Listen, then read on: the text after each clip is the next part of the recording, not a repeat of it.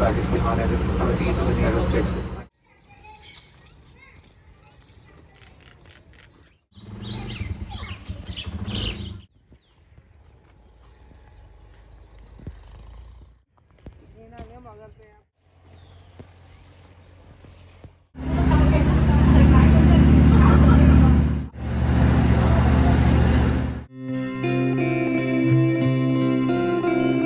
मैंने सुना था कि जो दिन गिनती में आ जाते हैं ना वो दिन बहुत जल्दी ख़त्म हो जाते हैं, पता भी नहीं चलता। इसी तरह से हमारी ज़िंदगी भी दिन ब दिन ख़त्म होती जा रही है, लेकिन वो काउंटेबल नहीं है ना, हम काउंट नहीं करते, हमें पता नहीं है कि इसकी लिमिट कितनी है। लेकिन मेरी जो पाकिस्तान की ट्रिप थी ना, उसकी लिमिट का मुझे अच्छे से आइडिया था।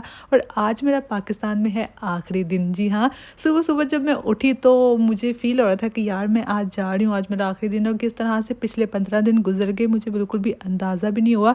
सोचा तो बहुत कुछ था, लिस्ट मैंने बहुत लंबी बनाई हुई थी, ये भी करना है, ये भी करना है, फलां जगह पे जाना है, वहाँ पे जाना है, बट जाना कहीं पे भी नहीं हो सकता। इंसान हो तो बहुत सारे प्लान्स बनाता है, but God has always better plans for us. तो बस गो विद द फ्लो में चलती रही और इसी तरह से मेरा सारा टाइम पाकिस्तान का ख़त्म हो गया। और डेली जब भी मैं रात को सोती थी, मैं सुबह यही कह के उठती थी कि भाई सुबह आप लोग के साथ वॉक पे जाऊँगी। यहाँ पे मेरी अम्मा की जो सहेलियाँ हैं और गाँव की मोहल्ले की जो औरतें, वो ग्रुप्स बना के सुबह सुबह वॉक पे जाती हैं। अब चेक करें यार, आंटियाँ कितनी एक्टिव हो गई हैं। हम यंगस्टर्स को देख लें, यूथ सोई पड़ी होती है सुबह सुबह, और ये जो हमारी आंटियाँ हैं, जो हमारी मोहल्ले वाली हो, ये सारी देखो कितनी एक्टिव हैं। तो गांव वाली आंटियों का ये हाल है, तो शहर वाली का क्या होगा, कितनी मेंटेनेंस होगी। बस हमें इन्हीं से इंस्पिरेशन लेके और सुबह सुबह उठना चाहिए, वॉक पे जाना चाहिए भाई। पता नहीं जब हम लोग भी इनकी एज में चले जाएंगे शायद तब हम लोग कॉन्शियस होंगे अपने लिए। अभी तो है हम लोग बहुत ज़्यादा सुस्ती का मुजाहरा करते हैं, बस सोते रहें, कोई ना उठाए। है, बातों से बातें कहाँ चली जाती हैं। मैं आप लोग को बताने लगी थी कि आज फाइनली आज लास्ट डे था मेरा पाकिस्तान में। मैंने कहा चलो ये वाला कीड़ा भी मार ही लेते हैं, सुबह सुबह वॉक करने आ जाते हैं। क्योंकि लास्ट ईयर जब मैं आई थी तब भी विंटर का मौसम अभी स्टार्ट हुआ था, तो उस टाइम पे जो है ना वॉक पे जाते थे तो बहुत मज़ा आता था। तो आज मैंने कहा चलो जाते जाते ये वाला भी एक जो है ना मैं व्लॉग भी बना लेती हूँ और थोड़ा सा फ्रेश हवा भी लेके आती हूँ। ये मेरी नानी का गाँव है। हमारे मैंने आप लोगों को कितनी दफ़ा बताया मेरे सारे व्लॉग्स में कि मेरी अम्मी की जो अम्मी हैं, ग्रैंड मदर हैं मेरी, उनका गाँव हमारे गाँव से कोई 10 मिनट के डिस्टेंस पे है। तो हम लोग जब वॉक करते हैं तो अपनी नानी का गांव क्रॉस करके आगे तक जाके वॉक करके आते हैं। मतलब आधा घंटा अगर आप वॉक करते हो जाने में, आधा घंटा आने में लगता है, तो खैर वही था। तो अभी हम लोग क्रॉस कर रहे थे अपनी मेरी अम्मा के भाई का घर, और वहाँ पे उनको अपना भतीजा मिल गया, भाई का बेटा, तो उनके साथ वो बातें करना स्टार्ट हो गई थी। और ये देखें आंटियाँ तो यहाँ पे नुक्कड़ पे खड़ी होकर बातें कर रही थी, आई ये वॉक करने में है। सुबह सुबह सारा डाटा ट्रांसफ़र हो रहा है। और राइट, तो बहुत अच्छा मौसम था। सर्दियाँ आप लोग को पता है कि नवंबर में अभी तक सर्दियाँ स्टार्ट ही नहीं हुई थी। मैं आई थी 9 तारीख को, 9 नवंबर को, और अभी आज क्या हो गई, 20-21 हो गई। और आज मैं पोस्ट कर रही हूँ क्योंकि मैं जो है ना, बस ना ही पूछे, मेरा ना जो आजकल सीन चल रहा है ना, मैं आप लोगों को बता ही नहीं सकती हूँ। इतनी सुस्ती, इतनी हड्डरामी कभी मुझे पहले महसूस नहीं हुई जितनी मुझे पाकिस्तान से आने के बाद हुई है। 4-5 दिन तो मुझे होश ही नहीं आया, जिधर गिरती थी उधर ही सो जाती थी, क्योंकि मैंने आती ऑफिस भी रिज्यूम कर लिया था। तो बस मतलब ना सिस्टम सेट नहीं हो पा रहा था, अगले वीकेंड तक सिस्टम सेट नहीं हुआ है। ये बातें आगे जाके आपको बताती हूँ। अब मेरे गाँव की खूबसूरती देखें, सुबह सुबह का टाइम था और नवंबर ऑलरेडी स्टार्ट 9 तारीख थी आज, और अभी तक सर्दियों का नामो निशान भी नहीं था। लेकिन सुबह सुबह सूरज निकलने से पहले जो एक अच्छे वाली मौसम होता है ना, ठंडी ठंडी वाइब, वो वाली ज़रूर थी। और एक बहुत इंपॉर्टेंट बात मैंने अपने फॉलोअर्स के साथ शेयर करनी थी, वो ये है कि मेरे घर वालों ने भी इस चीज़ से मुझे बहुत ज़्यादा तनकीद की है। वो कहते हैं कि तुम झूठी चीज़ें क्यों दिखाती हो लोगों को। इसका मतलब ये है, मैं आप लोग को झूठी चीज़ें नहीं दिखाती हूँ, लेकिन हमारा जो गाँव है ना, वो उस तरह का गाँव नहीं है जैसे पंजाबी मूवीज़ में आता है, या फिर वो इंडिया पंजाब की वो आती है ना रील्स आती है, उसमें गाय भैंसे ये वाले, उस तरह के इतने ज़्यादा सीन है नहीं। लेकिन मैं जब अपने नानी के गाँव में जाती हूँ, वहाँ से मैं ढूंढ ढूंढ के कोई अच्छा सा व्यू, रास्ते में कहीं जा रहे हैं, किसी और गाँव में किसी और जगह पर जा रहे हैं, तो रास्ते में मुझे मिल गई है एक गाय बंधी हुई है एक पीपल के दरख्त के नीचे, बड़ा प्यारा सा सीन है। तो मैं वहाँ से क्लिप उठाती हूँ, मैं पोस्ट कर देती हूँ, लोगों को लगता है कि ये हमारा गाँव है। मैं चाहती हूँ कि मैं ऐसे गाँव में रहती होती कि जहाँ पे बिल्कुल वो जब पंजाबी मूवीज़ वाले, जैसे ये मैं आप लोग को ये सीन दिखा रही हूँ बकरियों वाला, ये भैंसों वाला, ये कोई भी सीन हमारे गांव में मैंने नहीं है देखा, लेकिन ये साथ वाले गांव के सीन्स होते हैं। और बड़े प्यारे प्यारे सीन जो है ना, जितने भी एक घरेलू और बड़े पंजाबी मूवीज़ वाले सीन हैं, वो सारे मैंने कहीं ना कहीं रास्ते में से उठाए हैं, मतलब हमारे अपने गाँव के नहीं है। आई सो वांटेड कि भाई हमारा भी ऐसा गाँव होता, खुला डुला माहौल, वो मुर्गियाँ और ये सारा सीन, लेकिन अनफॉर्चुनेटली वो वाला सीन मुझे मिल ही नहीं सका। उसके लिए मैंने सोचा था कि अपनी बाजी के जो ससुराल वाले हैं ना, वो लोग रहते हैं बहावलपुर और चिश्तिया में और इस टाइप के गाँव में, तो वहाँ पे बहुत ज़्यादा एक देसी माहौल था। मेरा प्लान था वहाँ पे जाने का, स्पेशली मैंने विलेज लाइफ एक्सप्लोर करनी सोची, जो बिल्कुल देसी विलेज वाली होती है ना, वो वाली। लेकिन वो भी किसी रीज़न की वजह से मैं नहीं जा पाई। बट नेक्स्ट टाइम इंशाल्लाह जब मैं पाकिस्तान जाऊँगी तो मैं आप लोगों को एक्सप्लोर करवाऊँगी कि भाई रियल विलेज वाइब क्या होती है। यार मुझे भी वहीं पे जाकर पता चलेगा और फिर मैं आप लोगों के साथ भी शेयर करूँगी। ये बस ऐसे ही है रैंडम, इसमें ढूंढ ढूंढ के मुझे ऐसे सीन निकालने पड़ते हैं जिसको देख के लोग बोले क्या क्या देसी गाँव की लाइफ है, क्या बात है। तो आज आके यही जो क्या कहते हैं इसको, इंजन, यही आज आते जाते हुए मुझे मिलता रहता है। आप लोगों ने मेरी मोस्टली वीडियोस इसी इंजन के ऊपर देखी होंगी कि भाई हाँ ये वाला सीन मुझे मिल जाता है, कभी सनराइज पे कभी सनसेट पे, लेकिन फिर भी इट्स बेटर देन आवर गाँव। हमारे गाँव से तो ज़्यादा अच्छा है, हमारी नानी का गाँव है और इस तरह के सीन मिल ही जाते हैं अच्छे अच्छे। खैर सुबह की सैर का कीड़ा ख़त्म हो गया, अभी हम लोग अपने घर की तरफ जा रहे हैं, अपने गाँव में एंटर होने वाले हैं और ये गाँव नानी का हमारा यहीं पर ख़त्म होने वाला है। और घर जाके पूरा दिन मैंने कुछ शूट नहीं किया, बस लास्ट मोमेंट में जब मेरी फ़्लाइट से पहले मैं रेडी हो रही थी और मुझे दवाइयाँ शवाइयाँ दी जा रही थी, उनको लगता है शायद मैं पहली बार ज़िंदगी में सफ़र कर रही हूँ, मुझे कोई मसला ना हो जाए, तो मुझे दवाइयाँ शवाइयाँ दे के फिर टो रहे थे। माँ बाप जो होते हैं ना, वो माँ बाप ही रहते हैं सारी ज़िंदगी ना, उनको बस यही रहता है कि भाई हमारे बच्चों का बेहतर, हम जो भी बेहतर कर सकते हैं इनकी हेल्प तो वो कर दें। है रात के 12-1 बजे, मेरे ख्याल से 1-1:30 बजे हम लोग घर से निकले। ये भी एक बड़ी औखी मंजिल होती है हमारी, मुझे बड़ा डर लगता है आधी रात को घर से निकलने के लिए, क्योंकि एयरपोर्ट की तरफ जाने वाला जो रास्ता ना वो भी काफ़ी सुनसान होता है और फिर गाँव से मेन रोड तक जाने तक ना, मतलब कि बस बस दिल की धड़कनें रुकी रहती हैं कि भाई बस मेन रोड पे चले जाएं किसी तरह, क्योंकि हमारे उधर के माहौल इतने अच्छे नहीं हैं, स्पेशली रात के टाइम जाना इज़ नॉट सेफ़।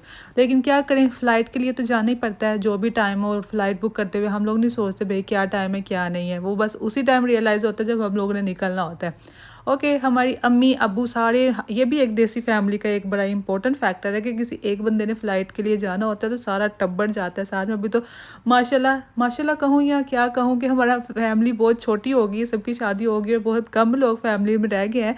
लेकिन जब सब लोग घर पे होते थे तभी भी जिसने जाना होता था तो सब ने साथ जाना होता था। ये ना एक प्यार होता है, एक मोहब्बत होती है अपनों की, जो कहते हैं कि नहीं हम सब जाएंगे एयरपोर्ट पे छोड़ने, चाहे एयरपोर्ट पे एंटर होने से पहले सारी टोली को निकाल के बाहर खड़ा कर दें कि नहीं जी आपको इजाज़त नहीं है अंदर जाने की। लेकिन जाना सब ने होता है, चाहे आधी रात को फ़्लाइट हो चाहे दिन को, तो ये वक्री इनकी वाइब होती है, वक्री इनके चाह होते हैं। काफ़ी लंबा सफ़र है हमारे घर से एयरपोर्ट जाने तक, सियालकोट एयरपोर्ट जाने तक आई थिंक 45 to 50 मिनट्स, मतलब अगर रास्ता टूटा फूटा मिल जाए तो 1 घंटा लग ही जाता है। इवन तो रात के टाइम इतनी ट्रैफिक नहीं होती है, लेकिन फिर भी मतलब जाते जाते 45-40 मतलब इससे ज़्यादा ही लगता है। ओके जी, फाइनली हम लोग पहुँच गए हैं एयरपोर्ट पे। और क्योंकि फ़ॉग बहुत ज़्यादा थी उन दिनों में, लाहौर में बहुत ज़्यादा स्मोक थी, फ़ॉग नहीं थी स्मोक थी, जिसकी वजह से काफ़ी ज़्यादा फ़्लाइट्स जो है वो डिले हो रही थी, कैंसिल हो रही थी। और लाहौर इस्लामाबाद की फ़्लाइट्स भी जो है वो रीडायरेक्ट हो रही थी सियालकोट एयरपोर्ट पे, तो काफ़ी ज़्यादा रश था और फ़्लाइट्स डिले और कैंसिल होने के काफ़ी ज़्यादा चांसेस थे।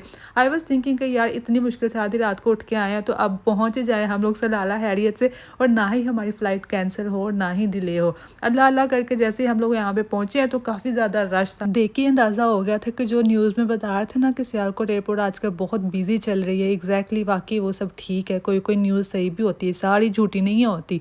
और जो ये सियालकोट एयरपोर्ट है वो छोटा एयरपोर्ट है, इतना ज़्यादा नहीं हो, यहाँ पे इतनी ज़्यादा अन्य फ़्लाइट्स नहीं होती है, लाहौर की तरह नहीं होती हैं, मतलब कि ओके होती हैं बट इतनी ज़्यादा नहीं होती। लेकिन आज पता चल रहा था कि भाई इधर बड़ी अन्य आवाम आई हुई है। मेरी टेंशन का मरकज़ एक ही चीज़ थी कि जो मेरे बैग्स के अंदर इन लोगों ने साग के डब्बे ठूस दिए ना इतने ज़्यादा फ्रीज़ करके, वो डीप फ्रीज़ होना स्टार्ट हो जाएंगे अभी से ही है, तो मेरे कपड़े वगैरह चीज़ें ख़राब ना हो जाए। हालांकि मैंने उस बैग में कपड़े वगैरह रखे नहीं थे, कुछ और सामान था, मैंने कहा बस जो है ना बैग खुद ही बेचारा गंदा हो जाएगा, अगर ये सारा उसके ऊपर स्टेन लग जाए तो फिर बैग तो वेस्ट हो जाता है। घर वालों ने बोला कि हम लोग बाहर वेट करते हैं जब तक तुम्हारी इमिग्रेशन क्लियर नहीं हो जाती। मैंने कहा कोई नहीं आप लोग जाएँ, मसला नहीं, अब मैं एयरपोर्ट पर आ गई हूँ, अब मैं सब कुछ हैंडल कर लूँगी, आप लोग टेंशन नहीं लें। लेकिन घर वाले तो ठहरे, घर वाले उन लोगों ने वहीं पर खड़े होकर इतनी देर वेट किया और फिर मैंने उन लोगों को जो है ना वो सिग्नल दिया कि भाई हो गया सब कुछ, अभी आप लोग जा सकते हैं। फिर वो वो चले गए। अभी फ़्लाइट में काफ़ी ज़्यादा टाइम था और हम लोग टाइमो टाइम इसीलिए आए थे क्योंकि बहुत ज़्यादा फ़्लाइट है, तो ये ना हो कि कोई भी एक्सक्यूज़ हम लोग को दे के तो हमारी जो है ना वो फ़्लाइट ये मतलब आहो कर दें। तो इसी वजह से जो है ना टाइमो टाइम हम लोग आए थे। अब मेरे पास कुछ करने को था नहीं, टाइम भी काफ़ी ज़्यादा हो गया, तो मेरी सारी बहनें जो है वो घर वाली सो गई हुई थी, तो मैंने किसके साथ गपशप करनी थी, टाइम पास करने के लिए किसी को तो फ़ोन करना ही था। लेकिन ये हुआ कि मैं ड्रामे देखती रही और बस ऐसे करके टाइम मेरा गुजर गया और फिर हमारी फ़्लाइट का टाइम आ गया और फिर हम लोग अपनी फ़्लाइट की तरफ रवाना हो गए। अब मेरी टेंशन स्टार्ट हो गई क्योंकि जब भी सोलो ट्रैवल करती हूँ पाकिस्तान वाली फ़्लाइट्स में, तो वहाँ पे ज़्यादातर जो है वो मर्द हज़रात होते हैं, तो बड़ी अनकंफर्टेबल सिचुएशन हो जाती है। चाहे आप मिड वाली सीट पे बैठो, विंडो वाली पे बैठो या दूसरी साइड पे बैठो, तो थोड़ा सा अनकंफर्टेबल हो जाता है कि यार किसी लड़की के साथ सीट हो मिल जाए तो that would be well and good. क्योंकि यहाँ पे फ़्लाइट्स जो है वो मोस्टली फुली होती हैं, तो सीट बाद में चेंज करने का कोई कॉन्सेप्ट होता नहीं है। खैर जैसे ही मैं फ़्लाइट में अंदर गई हूँ तो मेरे साथ वाली दोनों सीट्स खाली थी। मैंने कहा क्या बात है, तो बल्ले बल्ले वाला सीन हो गया, यहाँ पे तो कोई भी नहीं बैठा हुआ क्योंकि फर्स्ट थर्ड रो में थी मेरी सीट, तो यहाँ पे अभी तक सीट्स खाली थी और बोर्डिंग ऑलमोस्ट कंप्लीट हो चुकी थी, तो मैं बड़ी खुश हो रही थी। लेकिन लास्ट मोमेंट पे एक खातून आई और वो विंडो वाली सीट उनकी थी और मिड वाली सीट खाली थी। खैर इट वाज ओके, ठीक है, डाइजेस्टेबल थिंग थी। और फिर मेरी उसके साथ दोस्ती होगी, फिर हम लोगों ने गपशप की, फिर मैंने अपना खाना उनके साथ शेयर किया क्योंकि वो स्टाफ थी सियालकोट एयरपोर्ट की स्टाफ थी, वो वहाँ पे काम करती थी और उनको जो कॉम्प्लीमेंट्री टिकट मिलती है वो थी और उसमें उनका कोई लगेज खाना ये सब कुछ भी नहीं था है। तो फिर मैंने अपना खाना वगैरह उनके साथ शेयर किया। फिर मैं जो घर पे फ्रूट केक लेके आई थी और डब्बे में डाल के मेरी अम्मा ने मेरे बैग में रखा था, हैंड बैग में जो पर्स टाइप होता है ना उसमें, तो मैंने उसमें से निकाल के उसके साथ शेयर किया। वो बहुत खुश हुई, उसने कहा बहुत मज़े का केक है, बिकॉज मुझे खुद भी वो केक बहुत पसंद था। फिर हम लोगों ने खूब बातें शातें की और उसके बाद मैंने कहा कि अभी आप सो जाओ, थोड़ा रेस्ट कर लो। और फिर बस ऐसे ही हमारी जो है वो टाइम गुजर गया। पूरे रास्ते में हम लोग बातें करते गए। मैं तो 2-3 ड्रामे डाउनलोड करके लेके गई थी, तो मैंने कहा रास्ते में मैं बस ड्रामे वगैरह देखूंगी, हैंड फ्री लगा लूँगी, लेकिन ये नौबत ही नहीं आई। बातें करते करते कैसे सफ़र गुजर गया पता ही नहीं चला। 3 घंटे होते हैं और जल्दी जल्दी टाइम गुजर गया। फिर पूरे रास्ते में मैं इनके साथ बातें करती हूँ और ये बहुत मासूम सी खातून थी, काम तो ये एयरपोर्ट पे करती थी लेकिन इनको कुछ पता नहीं था। फिर मैंने इनको प्रॉपर गाइड किया कि आपने क्या करना है, आपने कौन सी ट्रांसफ़र डेस्क पे जाके क्या इन्फॉर्मेशन लेनी है, कैसे करना है। तो बड़ी क्यूट सी थी और भोली बारी सी थी। पहली बार उम्रा परफॉर्म करने के लिए जा रही थी और उनको उसके बारे में भी इतनी ज़्यादा इन्फॉर्मेशन नहीं थी। है मैं जितना बता सकती थी, जितना उनको गाइड कर सकती उतना मैंने उनको गाइड किया। और यहाँ से उनकी कनेक्टेड फ़्लाइट थी। अभी बहुत ज़्यादा उनको जो है ना प्रॉब्लम्स फेस करना पड़ रही थी एज अ स्टाफ जो उन्हें कॉम्प्लीमेंट्री टिकट ली हुई थी ना, उसके बहुत ज़्यादा रूल्स एंड रेगुलेशंस थे। So she has to follow everything और उससे बेटर यही था कि वो खुद की टिकट लेके आती, उनको कोई टेंशन नहीं होती। खैर उनको मैंने हैंड ओवर कर दिया था जिनसे उन्हें मिलना था और बस फिर अभी मैं अपनी फ़्लाइट की तरफ रवाना हो रही थी क्योंकि मेरी फ़्लाइट जो सलाला के लिए थी वो ऑलरेडी डिले हो चुकी थी। मुझे नहीं था पता है कि फ़्लाइट डिले है, बाकी सब तो टाइमो टाइम हो गया था। अभी सलाला वाली फ़्लाइट जो थी उसके लिए काफ़ी ज़्यादा वेट करना था और बस मैं अपनी गेट की तरफ जाके बैठ रही थी। नींद भी आ रही थी काफ़ी ज़्यादा और भूख भी लग रही थी, तो मैं सोच रही थी कि यार इधर उधर भटकने से बेहतर है कि मैं अपने गेट पे जाकर थोड़ी देर रेस्ट कर लेती हूँ, सो लेती हूँ, मोबाइल यूज़ कर लेती हूँ, यहाँ पे कुछ खाने के लिए ले जाती हूँ और यहाँ पे बैठ जाती हूँ सुकून से। यहाँ पे मैं आके बैठी हूँ, कोई आदमी यहाँ पे नहीं अभी तक आया हुआ था। मैं अकेली गेट नंबर पे आके, यहाँ पे बोर्ड लगा हुआ था कि सलाला की जो फ़्लाइट है वो यहीं से डिपार्ट होगी, तो फिर बस मैं यहीं पे आके बैठ गई। तो मुझे शक होना शुरू हो गया कि कहीं मैं गलत गेट पे तो नहीं आ गई, क्यों कोई आदमी यहाँ पे आया नहीं हुआ। ये जो वेटिंग वाला पीरियड होता है ना, ये बड़ा मुश्किल होता है, जो बैठ के इंतज़ार करना होता है। फिर फाइनली टाइम गुजर गया और टाइम जब गुजर जाता है ना तब आपको लगता है कि भाई हाँ गुजर गया, लेकिन जब गुजर रहा होता है ना तब पता चलता है कि कितना मुश्किल है टाइम गुजारना है। रिदा रुबाब बड़ी डूंगी बात कर दी है तुमने, मुझे फिर से सुननी पड़ेगी कि मैंने कहा क्या है जो हो गया उन हो गया, जान दो। और बस फिर हम लोग बस में सवार हो गए और वेट कर रहे थे। बड़ी स्लो आदमी बस में आ रहे थे, वहीं पे 1 घंटा हमारा लग गया जो है वो बस में आते हुए। और फिर हम बस में आगे फिर हम लोग, यार ये क्या बात कर रही हूँ मैं, बस ही हो गया। खैर इस बस की बात अभी बस कर देते हैं, बहुत ज़्यादा हो गई है। और हम लोग जा रहे थे अपनी फ़्लाइट की तरफ, शारजा एयरपोर्ट पे चले जाओ ना तो आप बस में घूमते रहते हैं, जितना आप बस में घूमते हैं ना लगता है कि बस में ही हम लोग सलाला जाने वाले हैं। लेकिन बस में हम लोगों ने नहीं जाना था, हम लोगों ने फ़्लाइट में जाना था। फिर जहाज़ के करीब हमारी बस जो है वो बस हो गई, बस हमारी यहीं पर रुक गई। ये जो सलाला वाली फ़्लाइट होती है ना शारजा से, ये फुल नहीं होती है हमेशा। जब भी इसमें ट्रैवल करते होते हैं ना हम लोग, तो आधे से ज़्यादा जहाज़ जो है वो खाली होता है। तो ये बड़ा एक प्रिविलेज होता है हम सब के लिए। सुकून से आप उठ के पीछे चले जाओ, पीछे जाके बैठ जाओ, 3 सीट्स ले लो, सो लो, जाग लो, बैठो, जो मर्ज़ी करो। तो that is very good thing. खाया मैंने यहाँ पे कुछ भी नहीं था, क्योंकि शारजा एयरपोर्ट पे जब आप अंदर चले जाते हो ना तो वहाँ पे खाने पीने के इतने ज़्यादा ऑप्शंस नहीं थे। जब मैं पाकिस्तान जा रही थी तभी भी वहाँ पे एक ही रेस्टोरेंट था जहाँ पे बिरयानी सो कोल्ड मिलती थी। इतनी सी बिरयानी थी, इतनी एक्सपेंसिव, और टेस्ट भी उसका कुछ भी नहीं था। लेकिन यार बहुत भूख लगी हुई थी तो गुजारा कर लिया। और यहाँ पे मैंने नहीं था कुछ खाया। मैंने कहा फ़्लाइट में मैंने जो है ना वो फ्रूट सैलड बुक किया हुआ है, तो मैं फ्रूट सैलड खाऊंगी और फिर मैं सलाला पहुँच कर अच्छे से ब्रेकफास्ट कर लूँगी, क्योंकि और कोई ऑप्शन नहीं थी है मेरे पास। अगर होती तो चाहे वो टेस्टलेस होती या एक्सपेंसिव होती, खा मैंने लेना था। इतना मुझे अपने ऊपर यकीन नहीं है कि मैं जो है ना वो भूखी रह लूँ। मैंने कहा था कोई नहीं, जो आंदा है आंदे हो। बस फिर बोर्डिंग ऑलमोस्ट कंप्लीट हो गई थी, तो यहाँ पे एयर होस्टेसेस कम थी और एयर होस्टेस ज़्यादा थे। मतलब लड़के ज़्यादा थे, लड़कियाँ कम थी। खैर इस बात से हमारा क्या ही लेना देना है। उसके बाद हम लोग जो है वो फ्लाइट में जाके बैठ गए, और मैंने कहा यार मेरे साथ कोई अच्छा कोई ना बैठे। अच्छा है कि कोई बैठे ही ना, मैं सुकून से जमा दी, फ्लाइट तो खाली है, पीछे बैठ जाए। लेकिन जो मेरे साथ वाक़या हुआ है ना, आप लोगों को क्या ही बताऊँ। मेरे साथ बैठ गई एक औरत, खातून, उनके साथ था कोई 2-3-4 साल का बच्चा। उसने जो मेरे कान में वी वी लगाई है, तौबा अल्लाह माफ़ करे, ना मैं सो सकती, ना मैं उठ सकती, ना मैं उन्हें कुछ कह सकती।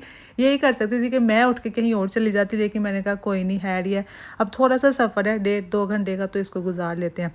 जैसे ही मेरी आँख लगी तो फ्रूट सैलड ला के उन्होंने मेरे मत्थे मारे, कहते लो बीबी खाओ।